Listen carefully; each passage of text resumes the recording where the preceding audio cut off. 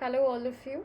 In this video we are going to carry out another balancing chemical equation example, and in the previous video we had seen a much more simple reaction for magnesium reacting with hydrochloric acid. In this video we are going to see reaction of potassium dichromate, which is K2Cr2O7, reacting with hydrochloric acid HCl, forming potassium chloride KCl, chromic chloride CrCl3, and water H2O, and also chlorine gas. Okay. So potassium dichromate reacts with hydrochloric acid to form potassium chloride, chromic chloride, water and chlorine. Potassium dichromate and hydrochloric acid are taking part in the reaction, so we are going to call them reactants. There are 4 different products formed at the end of this chemical reaction. Let's write down their names. So K2Cr2O7 is potassium dichromate. Hydrochloric acid, it is made up of hydrogen ion and chloride ion. In the products we have potassium chloride plus CrCl3, which is chromic chloride. Here chromium is present in +3 state, chromic chloride or chromium 3 chloride. Water, and the last compound formed is chlorine gas. Okay. Alright, so the first thing that we are going to do is we are going to write down what are the elements present. So for that, let's write down the equation once more. So K2Cr2O7 plus HCl forms KCl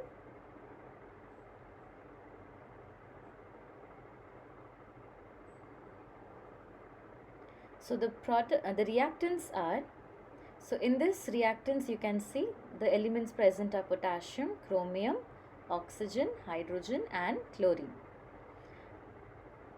What are the number of atoms of each element? There are 2 atoms of potassium, 2 atoms of chromium, 7 atoms of oxygen, 1 atom of hydrogen and 1 atom of chlorine.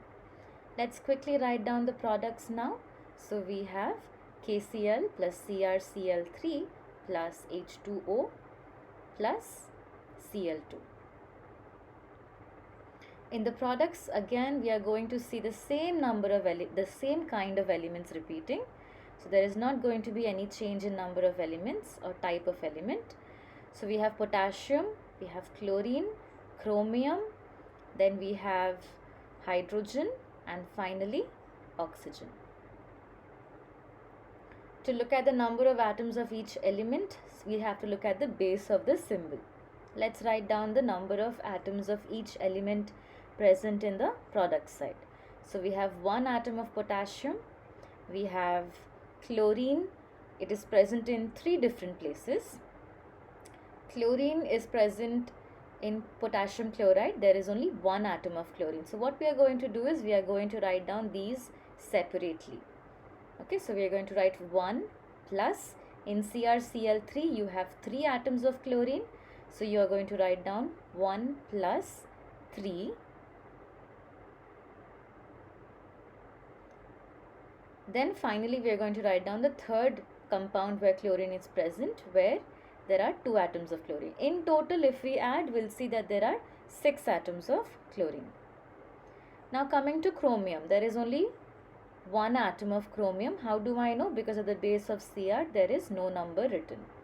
Hydrogen is present in water, there are 2 atoms of hydrogen. Oxygen is only present in H2O, so there is 1 atom of oxygen.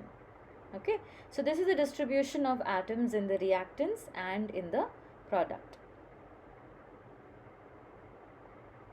Now let's look over here, the number of potassium atoms, and on the reactant and the product, they are both not equal.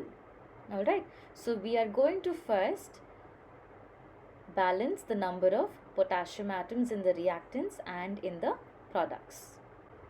We are going to balance them by writing a number in front of the compound. So what number can I write in front of KCl, which will make the number of products and reactant potassium atoms equal?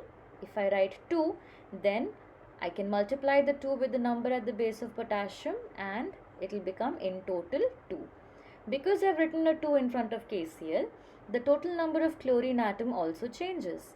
But which chlorine atom? The first molecule, potassium chloride, we have written at the beginning, where you have written 1. Okay, so 2 atoms of chlorine you are going to change only for the first chlorine molecule. Okay, so we are going to erase that 1 and write 2 into 1, which is 2.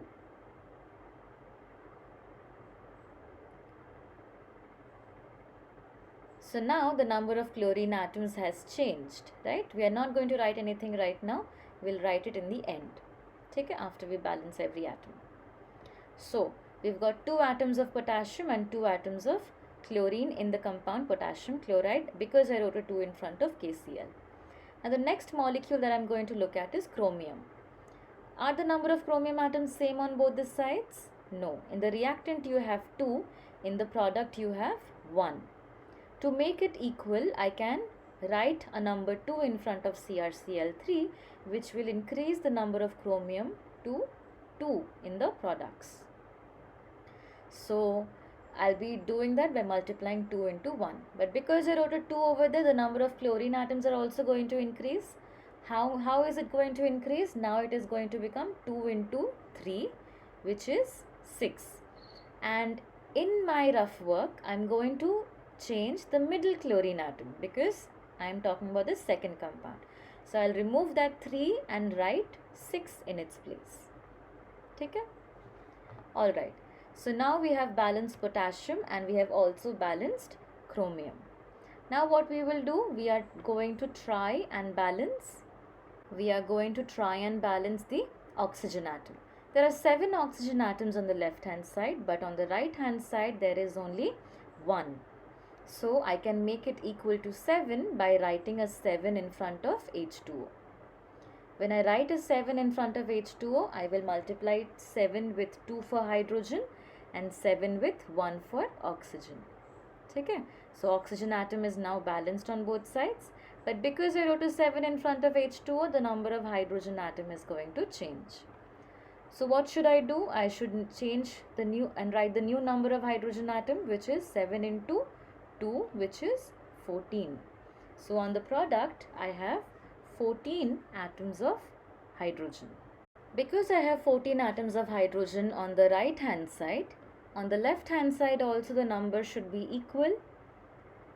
I can simply make the number equal on the left hand side by writing 7 in front of HCl. In writing 14 in front of HCl, because I need how many hydrogen atoms? I need 14 hydrogen atoms. So I will go ahead and write 14 in front of HCl and multiply 14 with 1 of hydrogen to make it equal as the products. Okay. So now the number of hydrogen atoms is 1 into 14, which is 14 on both the sides. So we have balanced hydrogen. Coming to the 14, because I wrote a 14, the number of chlorine atom is also going to increase, and by how much? By 14. So chlorine is 14 on the left hand side.